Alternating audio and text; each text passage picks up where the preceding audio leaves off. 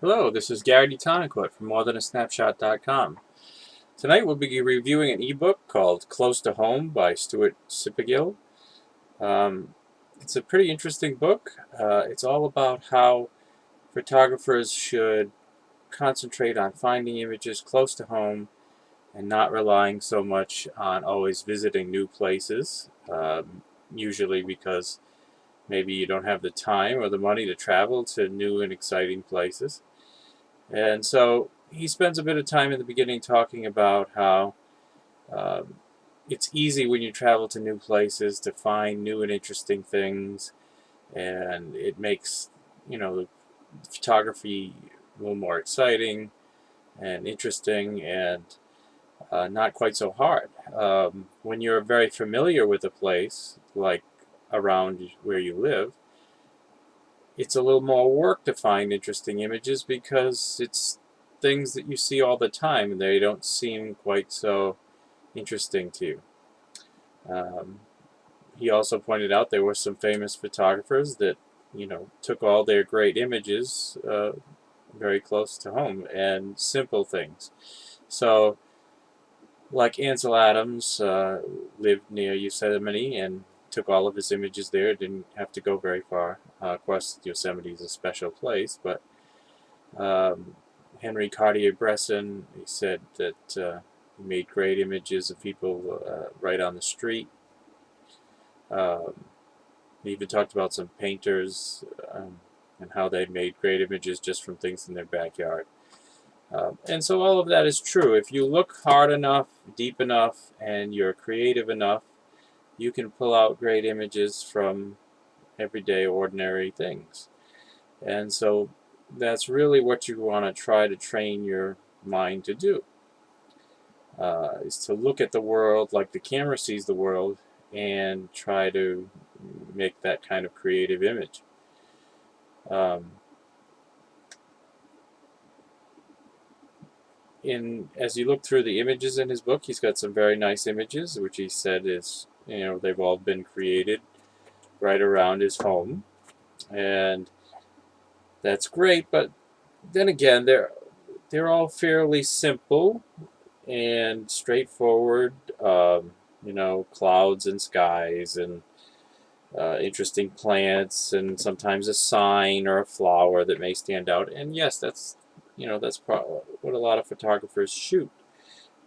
But can a photo like that really stand up to a photo that, an African elephant or a cheetah or something exotic and exciting like that? Maybe not. But that doesn't mean it's not a good image, a good learning experience, even a great image to hang on the wall in your home. So it's definitely worth doing. He also talks about, looking at the places that you usually go to, try to look at them differently, try to look at them at different times of the day or different seasons to try to pull out, more interesting things that you may not have noticed about a place. And those are all good exercises to go through, and you should try that out with your photography. And then, of course, there's always, trying to create an image. Come up with an idea in your head and try to plan it out and put it together. And if you can do all those things and come up with a successful image, I'm sure you'd be very rewarded, and it would be a great learning experience to do that. Um,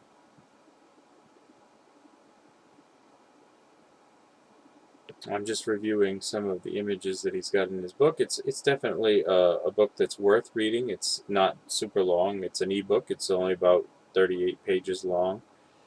Uh, it's definitely worth checking out. So he even talks about shooting in your house, shooting simple things like a bowl of cereal, creating still life photos. You don't have to go very far to do that, and it just takes a little bit of creativity. Shooting in your yard, shooting in your neighborhoods, shooting, events and maybe things in the news. Making creative images like patterns and buildings, nature.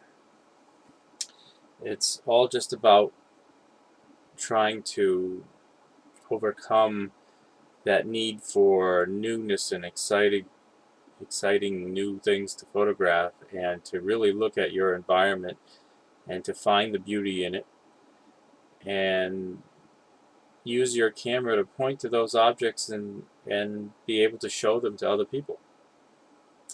And so if you want to know more about this, check out his book, Close to Home by Stuart Sipahigil, and I'm hoping I'm saying that name right. And also, don't forget to visit me at morethanasnapshot.com and check out some of my photography training courses. Thanks, bye.